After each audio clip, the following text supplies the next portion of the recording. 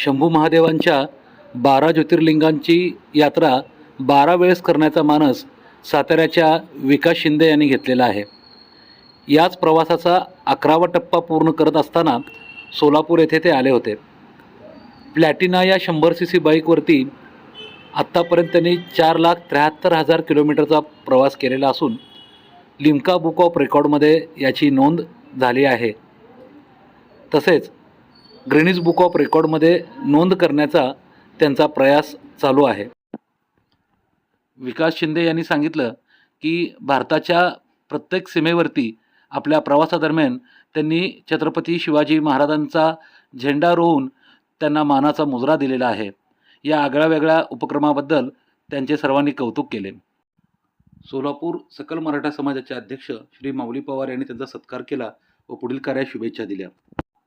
या प्रसंगी श्री मंगेश जाधव, श्री सचिन तिकटे, श्री अविनाश मुळीक, श्री विजय पोखरकर व श्री विजय मोहिते उपस्थित होते।